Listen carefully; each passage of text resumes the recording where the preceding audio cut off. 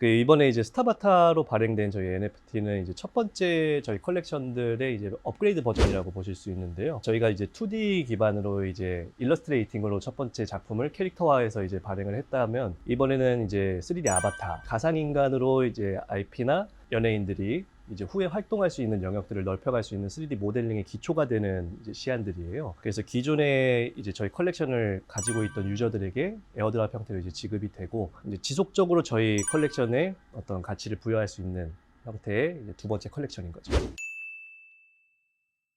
저는 이제 가치라는 게 정해질 때 우리가 뭐 원화로 환산을 할 수도 있고 크립토로 환산을 할 수도 있고 여러 가지 이제 가치 정의 수단이 생겼잖아요. 근데 그 수단들을 정의하면서 이 컨텐츠의 가치를 매기는 게 시장 자율적으로 저는 행해져야 된다고 생각을 했거든요. 그래서 수량을 뭐 100만 개, 뭐 10만 개, 만 개 이렇게 번들을 제작을 해서 판매를 하는 것보다는 적은 소수량으로 해서 시장 경제에 의해서 이 컨텐츠를 누군가 소유하고 싶다면 조금 더 높은 가격에 후거래를 할 수도 있고, 그런 이제 자율 참여적인 형태를 좀 원했던 거죠. 저희가 이제 엔터테인먼트 IP를 기반으로 하다 보니까 아티스트별로 조금씩 이제 차이가 있잖아요. 누군가는 이제 팬덤이 많이 있는 경우도 있고, 누군가는 대중성에 좀 특화되어 있는 아티스트도 있고, 뭐 여러 가지 형태가 있는데, 그랬을 때 조금 더 저는 공평한 어떤 경쟁 자율 체계를 생각을 했거든요. 그래서 소수량으로 적정하게 항상 정해진 수량을 똑같이 발행이 되고, 그거를 컬렉션 내에서 이제 조금 더 활성화시켜주고, 그럼 이제 아티스트 자체도 소외되는 아티스트가 좀 적어질 거라고 전 생각을 했고, 이제 생태계 자체가 이제 같이 공유가 되는 거죠. 이 컬렉션 자체에 대한 베네핏으로. 저희가 생각할 때는 이제 사실 공인 IP라는 점에서 조금 좋은 이미지가 생기지 않았나 생각을 해요. 이제 저희가 처음 컬렉션을 발행할 때가 이제 올해 초였는데, 작년 말부터 이제 NFT를 기획을 해서 저희가 엔터테인먼트 IP로 발행을 하자라는 형태로 이제 쭉 프로젝트를 진행했는데, 그때까지만 해도 이 NFT 시장에 엔터테인먼트 IP가 들어온다라는 게 거의 전례가 없는 형태였어요. 뭐 미국이나 이런 데서 조금씩 이제 한두 명의 아티스트가 이제 나의 NFT야 또는 이런 형태의 조금씩 이제 진행이 되고 있던 상황이었는데, 제가 조금 집중을 했던 게 공신력이 있어야 된다라는 거였거든요. 결국엔 NFT가 무조건 가는 방향은 뭐 정품 인증부터 시작을 해서 쉽게 표현을 하면, 나중에 이제 메타버스로 해서 유용성과 가치성을 이제 넣을 수도 있겠지만, 그 전에 조금 더 대중들에게 많이 알려져야 된다고 생각을 했고, 그 알려짐의 수단은 결국에는 방금 말씀드린 어떤 정품 인증, 이게 어떠한 인증 체계를 갖고 있느냐, 이게 블록으로서 서로 체인이 알려질 수 있느냐, 이제 원장으로서 확인해 줄 수 있느냐, 이런 거라고 저는 생각을 했어요. 그러다 보니까 가장 공신력 있는 게 무엇일까 했을 때, 제가 있던 분야 엔터테인먼트에서 직접 발행한 그리고 인증해 줄 수 있는, 맞습니다, 우리 엔터테인먼트 IP가 명확하게 이곳에 삽입된 것입니다 라는 걸 보여줄 수 있는 게 저는 이 시장이라고 생각을 했거든요. 그래서 저희가 이 부분에 좀 집중을 해서 아티스트들을 이제 많이 섭외를 하고, 각 이제 대표들과 이제 좀 얘기를 많이 하다 보니까 좀 시장에 좀 좋은 역할을 주지 않았나 생각을 합니다. 누군가는 사실은 뭐 좋다고 말씀하시는 분도 많았고, 누군가는 의아해 하시는 분들도 많았어요. 왜 파티를 하셨어요? 어떤 이유였어요? 쉽게 표현하면은 뭐 저희는 이제 가상자산이라고 표현을 하고 암호화폐라고도 얘기하지만, 코인을 하시는데 왜 그런 파티가 필요했어요? 라고 이제 물어오는 경우가 많았었는데, 저희가 이제 파티를 주최하고 운영했던 목적은 커뮤니티의 활성화였어요. 그러니까 저는 이 블록체인의 자체성, 그리고 앞으로 가야 될 방향성 자체가 커뮤니티라고 생각을 했거든요. 시작도 커뮤니티고 끝도 커뮤니티다. 결국에는 이제 합이잖아요. 블록체인의 근간이라는 게 합인데, 우리가 화폐라고 정의하기도 하고 또는 뭐 상품이라고 정의하기도 하고, 요새는 좀 뭐 규제나 이런 것 때문에 얘기가 많잖아요. 근데 이런 걸 통솔해서 이야기를 했을 때 무엇이 시작이냐 했을 때 무조건 합이거든요. 그럼 합이라는 거는 기자님과 제가 요거를 어떻게 사용합시다 또는 무엇이라고 정의합시다라고 우리가 약속을 했을 때 합의가 생기는 거고, 이 인원이 많아지고 이것에 공감하는 인원들이 많아졌을 때 이게 대세적인 프로젝트가 되고 이거를 사용할 수 있는 범위가 넓어지는 건데, 그래서 그 근간이 되는 게 결국에는 커뮤니티라고 생각을 한 거죠. 근데 그랬을 때 우리가 하는 사업은 온라인이지만, 이제 뭐 쉽게 온라인과 오프라인 구분 짓자면 온라인에 치중되어 있는 사업이지만, 결국에는 이걸 사용하는 것은 메타버스의 세상으로 모든 게 전이가 되기 전까지는 오프라인에서 이루어지게 돼 있는 거잖아요.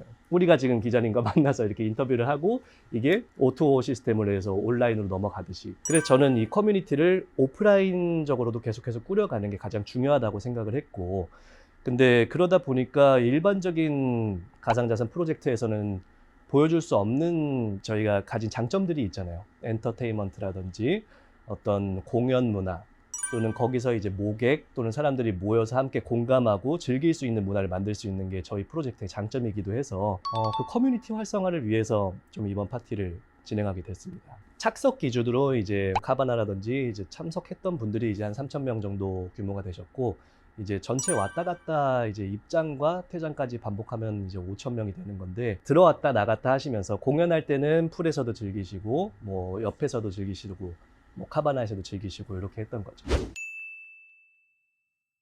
2년 전에도 이제 크립토 윈터라는 시기가 있었고, 지금도 이제 가상자산의 겨울이 왔는데, 제 개인적인 생각을 만약에 질의하신다면 저는 이 시기가 필연적이라고 생각을 하고, 이 업계나 또는 이 커뮤니티 또는 이 발전 방향성을 무언가를 추구를 하면서 이 커뮤니티가 발전을 해 나갈 때 무조건적인 절차라고 저는 생각을 하고 있어요. 이번 시기가 지나고 또 오게 될 텐데, 오는 시기가 조금씩 짧아질 거라고 저는 생각을 하고 있고, 그게 이 시장의 성숙성을 나타낸다고 저는 생각을 합니다. 우리가 뭐 지금 주식 시장이라든지 이런 것들이 정의되기 전에는 주식이라는 게 어디 있었어요.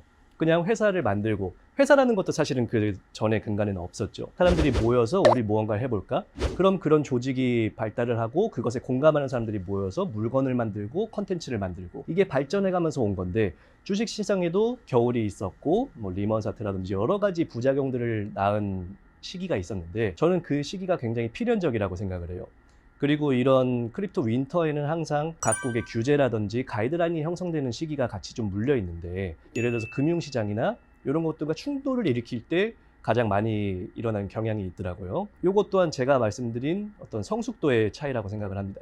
시장이 성숙하려고 하고 제도화되기 시작하니 그 안에서 일어나는 어떠한 절차라고 저는 생각을 하고, 물론 업계에 있으신 분들은 쉽지 않죠. 이런 상황에서는 저희 자체도 이제 컨텐츠의 발행이나 이런 걸 조금씩 딜레이하는 경향도 있고요. 왜냐면은 준비해 놨던 거를, 결국에는 커뮤니티잖아요. 모든 게 커뮤니티고 합이고 공감을 이끌어내야 되는 건데, 그 공감을 이끌어내는 게 이 시장의 형태에 따라서도 굉장히 좌우를 많이 받습니다. 그래서 시장이 안 좋을 때는 NFT라든지 모든 프로젝트에서도 영향을 받으니까, 이랬을 때 우리만 무언가를 만들어서 하는 게 아니라 저희 같은 경우는 엔터테인먼트 IP를 사용하기 때문에 아티스트나 컨텐츠 제작사 또는 보유사들의 운명을 또 저희가 좌우할 수도 있는 형태이기 때문에 컨텐츠를 조금 발행을 뒤로 늦추거나 이러한 부작용들이 조금씩 있어요. 근데 요거를 저는 네거티브한 형태로만 생각하고 있지는 않고, 결국엔 지나갈 시기에 얼만큼 그 내실을 더 잘 다지느냐, 그리고 그 시기를 버틸 수 있는 체력이 있느냐도 저는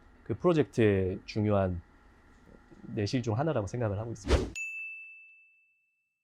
사실은 이 엔터테인먼트 IP NFT로 저희가 이제 대중에게 많이 오픈이 되고 알려지긴 했는데, 메타버스 향으로 해서 저희가 준비하고 있는 좀 대형 프로젝트들이 몇 개가 있어요. 그게 비단 이제 저희가 ENTC 하나만을 이제 목적으로 두고 가는 근간의 프로젝트들은 아니고, 이 메타버스로의 전이, 저는 혁신적인 변화의 시기가 지금 도래했다라고 생각을 하고 있거든요. 그게 지금 한 2017년, 18년도부터 뭐 여러 가지, 그때는 제가 볼 때는 많이 자본 시장적인 형태를 많이 취했었지만, 그게 조금씩 성숙해 가면서 윈터도 거치고 다시 부활도 거치고 하면서 여러 가지 파생 문화들이 생긴 거죠. 저는 결국에는 이게 우리가 예전에 스마트폰으로 모든 세상이 변한 시기가 왔듯이, 또는 뭐 유선 전화가 생기는 시기가 있었듯이, 새로운 형태의 우리 모든 인류 전체를 바꿀 수 있는 시기가 한번 왔다라고 생각을 해서, 이 시기에 이제 메타버스로 전이되기 직전 단계라고 생각을 하고 있어요.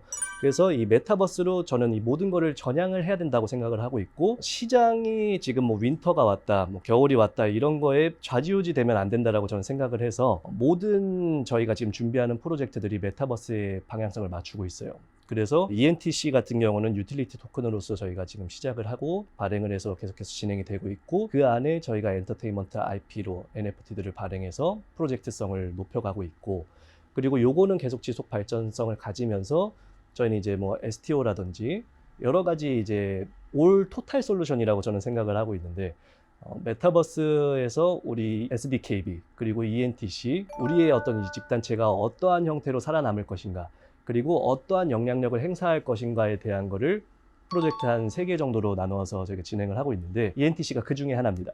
그리고 그 안에 세부적으로 들어가 있는 것이 엔터테인먼트 IP NFT고 그래서 제가 나머지 2개는 ENTC를 많이 발전시키면서 또 공개를 할 예정입니다. 제가 이제 오늘 인터뷰를 하다 보니까 커뮤니티라는 어떤 말이 많이 나오게 되는데 이 워딩이라는 게 저희가 피해갈 수가 없어요. 왜냐면 근간이 되는 것이고 최종적인 목표도 결국엔 커뮤니티의 활성화 그리고 극대화 그리고 비대화이기 때문에 블랙 멤버십이라는 거는 그 중에 이제 코어의 핵심 멤버십들을 이제 이야기하는 건데 온라인 커뮤니티라는 게 사실은 이 블록체인이라는 게 장단점을 가지고 있습니다. 그래서 장점이라고 하면은 쉽고 빠르게 전 세계로 우리의 프로젝트를 많이 알릴 수 있고 누군가 쉽게 거래할 수도 있고 누군가 취할 수도 있고 파할 수도 있고 이런 형태를 가질 수 있다면은 단점이라는 거는 오프라인적인 응집력 또는 이 생태계에 대한 충성도 그리고 그것을 보여주는 표현력이 적다라는 게 있어요. 왜냐면 우리가 게임을 한다고 치면 게임 안에서 이제 커뮤니티가 형성이 됐으면은 이건 오프라인 커뮤니티보다 강할 수가 없어요. 그러다 보니 뭐 정모나 현모 이런 걸 하는 게임 커뮤니티들도 있잖아요. 뭐 길드에서 모여서 우리가 함께 무언가를 해보죠. 그런 것들이 저는 결속력을 다지고 이 안에 더 응집력을 만드는 행위라고 생각을 하는데 그런 것들이 부재될 수밖에 없어요. 결국에는 오프라인 프로젝트보다. 그래서 저희가 어떤 바리안트 풀파티라든지 이런 거를 행해서 우리 안에 결속력을 좀 더 다지고 이런 행위들을 하는 건데 블랙 멤버십이라는 것도 사실은 그렇습니다. 저희가 이 공간에 어떤 블랙 멤버십을 가진 자들이 그러니까 핵심 멤버들은 생길 수밖에 없는 거거든요. 그리고 핵심 멤버들을 주축으로 파생 멤버들이 생겨나면서 파생 멤버들이 또 자신이 이제 주축 멤버가 되기 위해서 노력하고 이게 저는 커뮤니티의 순환성이라고 생각을 하는데 블랙 멤버십이라는 것 자체가 우선 코어 핵심 멤버들이 오십시오. 우리 재단은 우리의 프로젝트에 공감해 주시는 멤버들을 위해서 이러한 공간들을 준비하고 서비스를 준비하고 있으니 얼마든지 편하게 이용하시면서 우리의 더 깊은 핵심 멤버가 되어주세요. 그럼 우리가 더 많은 걸 보여드리겠습니다. 그 재단과 유저들의 어떤 결속력을 다지는 거죠.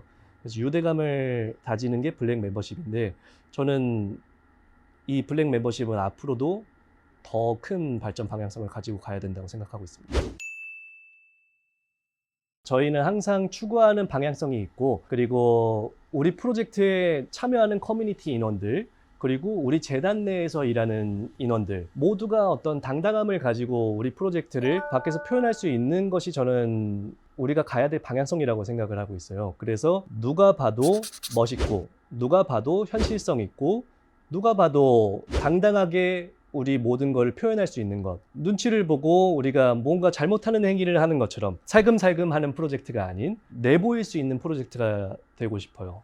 그래서 그런 부분들은 사실은 재단이 많이 이끌어야 된다고 생각을 하고 리더십도 저는 중요한 요소 중에 하나라고 생각을 해서 우선 저부터 당당하게 좀 나아가 보려고 하고 있어서 오히려 저는 지금의 어떤 규제 상황, 가이드라인 그리고 제도화 이런 것들이 저는 반갑습니다. 그래서 저는 이러한 프로젝트들이 더 성공을 해야 된다고 생각을 하고 더 많이 나아가야 된다고 생각을 하고 있어요. 그래야 단순한 뭐 투기의 형태가 아니라 투자 그리고 이 프로젝트 블록체인이 무엇일까라는 게 대중화로서 이제 펼쳐지는 계기가 될 것이라고 저는 생각을 하고 그 근간이 저희가 될 수 있도록 노력을 할 거니까요. 이런 포부 가지고 한번 멋있게 해보겠습니다.